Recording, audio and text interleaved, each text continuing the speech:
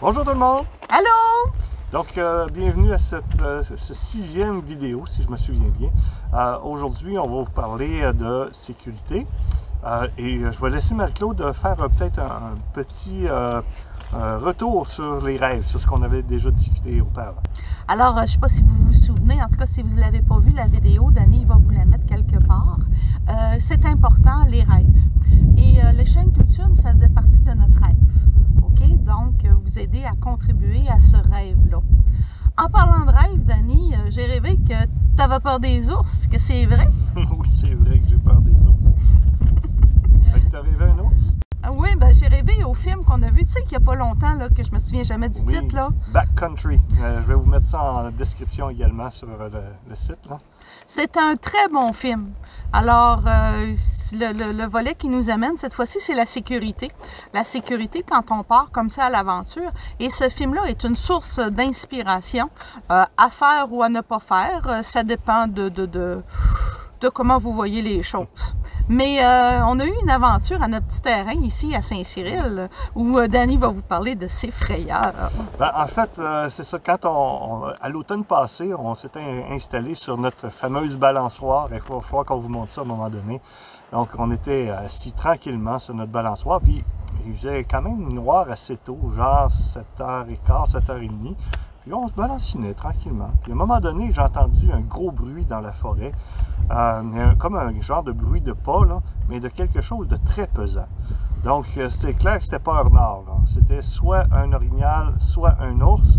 Moi, j'optais pour l'ours, parce que pas longtemps après, il y a eu une volée d'oiseaux, probablement des perdrix, et on entendait clairement en tout cas, la bestiole courir après les oiseaux avec un pas très pesant. Là, je me suis senti pas super confortable. Alors moi, j'étais dans la balançoire, puis j'ai dit, écoute, Danny, c'est un moment magique. Les étoiles, la noirceur, le petit câlin d'amour. Écoute, j'avais pas envie de bouger. J'ai dit, c'est une bébite, elle passera à côté. Mais non, là, Danny, il a eu peur. Non, c'est ça. Il a eu peur, puis il n'a pas aimé ça du tout. Alors, il s'est levé, puis là, j'ai dit, as-tu ton cellulaire? As-tu ton cellulaire? Il dit non. D'habitude, Danny, le cellulaire est velcro après lui, collé. Alors, il est parti, et la minute qu'il a allumé la lumière sur son cellulaire, la bébite a stoppé, puis elle est repartie. C'est là que je me suis rendu compte que ouais, j'avais peut-être une petite phobie des ours. J'aime pas vraiment ça. Et puis là, évidemment, en s'en allant au Yukon, ben, on s'en va pas mal dans le pays des ours. Là. Il y a plus d'ours que d'habitants dans cette région-là. Donc, c'est sûr qu'il va falloir qu'on se protège. Alors, on a pensé emmener un petit volet sécurité qui pourrait vous être utile n'importe quand. Un accident, la définition d'un accident, c'est quelque chose qui n'est pas prévu. Alors, moi, je suis très prévoyante. J'ai toujours dans mes poches, dans ma sacoche, du polysporin, un bandage, du Benadryl. C'est de base pour moi. Okay? Qu'on aille à la pêche, qu'on aille faire une randonnée, dans mes poches de pantalon, on va retrouver ces éléments-là. J'ai souvent aussi un foulard, okay? Parce que le foulard peut servir de bandage, peut servir à se protéger, peut servir à s'étendre, peut servir à beaucoup de choses. Fait que les foulards, pour moi, fait partie intégrante de ma tenue vestimentaire. Et aussi, je fais beaucoup d'allergies, donc ça me protège. Dans les choses importantes qu'on voulait... Excuse-moi, avant que tu ailles trop loin dans les aspects de sécurité, j'aimerais raconter une histoire. C'est une sorte de blague, mais il y a quand même une leçon à la fin. Alors, c'est l'histoire d'un curé. Et là, il y avait une grosse inondation dans le village. Et puis, le curé, lui, était dans son église et il priait. Puis là, les secouristes sont arrivés. Ils ont dit, hey, monsieur le curé, il faudrait vraiment venir. On évacue le village. Il dit, non, moi, je m'en vais pas. Dieu va me sauver. Écoute, je suis croyant. Dieu va me sauver. Fait que là, les sauveteurs, un peu désemparés, décident de laisser le curé dehors. Mais à un moment donné, l'eau montait quand même pas mal, à un tel point que le curé est obligé d'aller dans le jubé. C'est bien ça, le jubé? Oui. Au deuxième étage de l'église, en fait. Oui. Et puis, l'eau était rendue là. Fait que là, il y a des secouristes qui sont arrivés en canot pour dire, « Hey, monsieur le curé, il faut vraiment venir parce que là, ça rempire dehors. » Et là, monsieur le curé dit, « Non, écoutez, moi, Dieu va me sauver. Je suis en contrôle encore, il n'y a pas de problème. » À un moment donné, monsieur le curé est obligé de sortir dehors. Il est accroché après le pignon de l'église où il y a le coq. Là. Et là, il y a un hélicoptère qui arrive, puis là, il lance l'échelle, il dit « Venez, monsieur le curé, il faut vraiment partir. » Monsieur le curé dit « Non, non, non, c'est correct, moi, Dieu va me sauver. » Et pas longtemps après, Saint-Pierre le reçoit aux portes du paradis. Et là, monsieur le curé dit « Voyons donc, qu'est-ce qui se passe? Pourquoi Dieu ne m'a pas sauvé? » Ben là, Dieu il est arrivé, il dit « Écoute, on t'a envoyé des secouristes, on t'a envoyé des gens en canot, on t'a envoyé un hélicoptère, puis t'es pas embarqué. Écoute, qu'est-ce que tu veux que je fasse de plus? » Alors, l'idée de la sécurité, c'est un petit peu ça aussi. C'est un petit peu rigolo, mais c'est ce que je voulais vous raconter. Oui, puis c'est important ce que Danny dit. Vous connaissez vos faiblesses, vous connaissez vos limites, vous connaissez les choses qui peuvent vous arriver. Si vous êtes fragile au niveau des chevilles, ben, partez pas en gougoune. Si vous êtes fragile au niveau du dos, ben, prenez un pack-sac adapté. Si vous faites des blessures, puis ça prend du temps avant que le sang arrête de s'écouler, ben, emmenez-vous ce qu'il faut, d'accord? Lorsque nous étions en Alberta, on a pris une petite randonnée avec des gens, puis ça allait bien. Puis, et puis, on se promène. Tout d'un coup, Danny, vous savez qu'il n'y a pas beaucoup de cheveux en dessous de son chapeau, hein? Regardez. Alors, il s'est fait piquer sur la tête. Et vraiment comme il faut, là. Une vraie piqûre. Il me regarde et dit « Mimi, il dit, ça pique. » Il dit c'est inquiétant. Alors, on a pris un petit peu de boîte. On a frotté le coco pour essayer de sortir le dard. Et comme vous savez, dans mes poches, j'avais quoi? Benadryl polysporin. Alors, j'ai donné un Benadryl, mis du polysporin, et puis il n'y a pas eu de séquelles, tout était correct. Puis au départ, c'est pas une personne qui est allergique ou qui fait des réactions. Alors, c'est important que vous emmenez des choses avec vous. Lorsqu'on part en randonnée, nous amenons, on essaye de pêcher, d'accord? On essaye de pêcher. On a des résultats à la mesure de notre expérience, mais nous avons du plaisir. L'année passée, dans mon petit coffret à pêche, je n'avais pas mis quelque chose que j'aurais dû, mais que je ne connaissais pas. Je ne connaissais pas ça, ces bébites-là, moi. D'accord? Hein, Danny? C'est les bébites qui t'ont collé sur la cheville. Ah oui, les sangsues. Ouais, moi, je connais pas ça. Fait que je vois que Danny a un peu de glaise après lui. Fait que, prends ma main, je tire là-dessus, là. Un peu plus loin, il dit ça pique, ça pique, ça pique. On regarde, ben la sangsue, elle avait fait un job. Alors, là, on va traîner du sel, parce qu'il paraît que les sangsues n'aiment pas le sel. Alors, on va emmener du sel dans notre petit coffre, d'accord?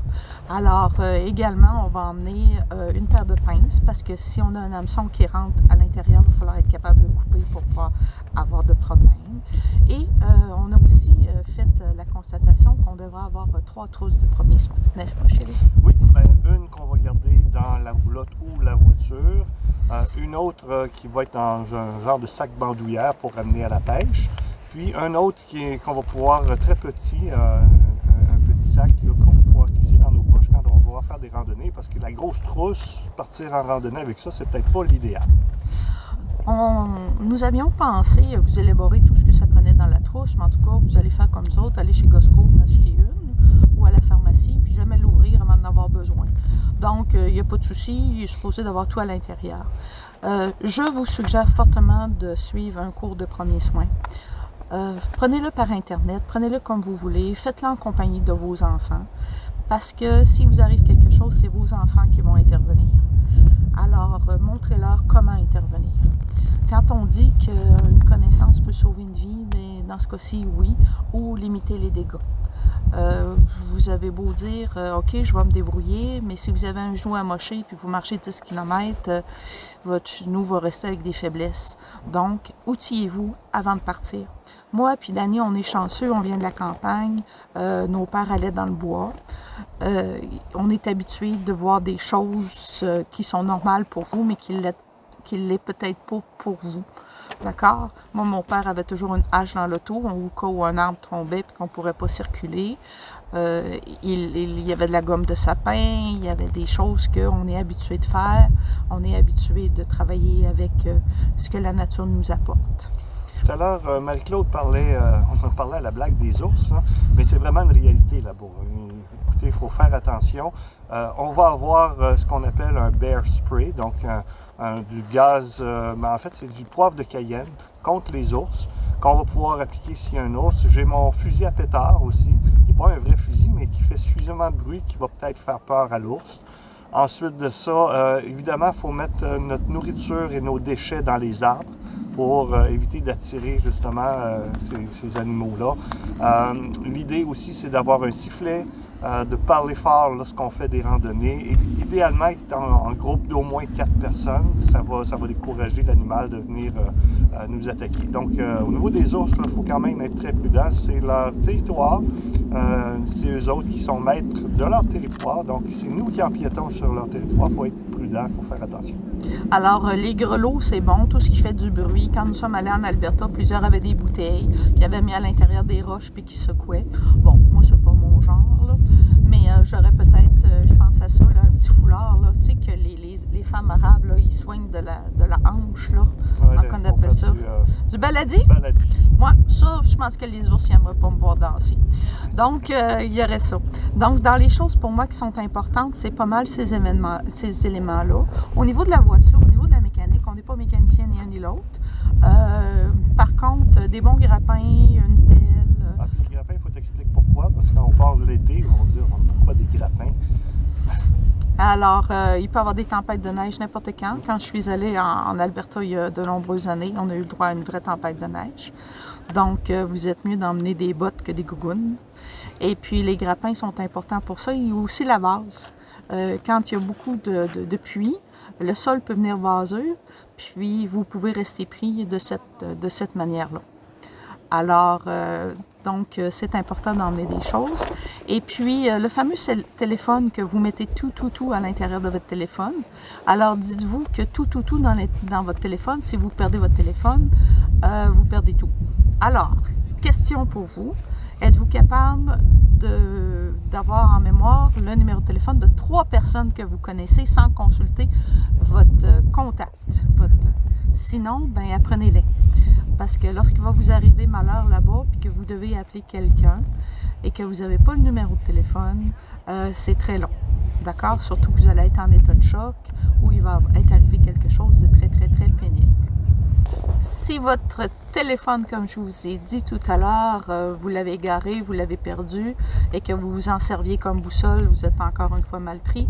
Donc, une bonne boussole, ce serait important, puis surtout savoir comment s'en servir. Ce qu'on vous recommande aussi, c'est d'avoir des petits rubans rouges. Donc, un peu comme le petit pousset, au lieu de mettre des cailloux blancs là, sur le long du chemin, on met un petit ruban rouge avec quelques branches pour être capable de retrouver son chemin quand on revient. Et puis, dans le pire des cas, supposons qu'on est vraiment perdu. Écoutez, il y a 3 façons de se retrouver rapidement. On a le lichen sur les arbres parce que le soleil, comme la façon dont il éclaire les arbres, fait en sorte que le lichen pousse tout le temps d'un seul côté. Fait que si vous suivez le lichen des arbres, il y a des chances que vous soyez capable de retrouver votre chemin. Évidemment, le soleil, à condition qu'il fasse soleil. Et sinon, vous trouvez un ruisseau, une rivière, peu importe, puis vous suivez ça et vous allez arriver dans un village, ça, c'est assuré. Il y a plein d'autres techniques de survie. Je ne vous ferai pas la liste de tout ça. Il y a des bons livres qui vous parlent de survie en forêt. Même nourriture en forêt, vous pourrez regarder ça. Alors, sur ce, on va vous dire bonne semaine. Puis, n'oubliez pas de vous inscrire à un cours de secourisme ou d'aller seulement voguer sur le net pour découvrir des choses. Puis surtout, écoutez, pratiquer le bouche à bouche avec votre amour. Au revoir! N'oubliez pas de vous abonner. Donc, cliquez sur « Je m'abonne », puis je vous souhaite également une bonne semaine. Au revoir. Bye!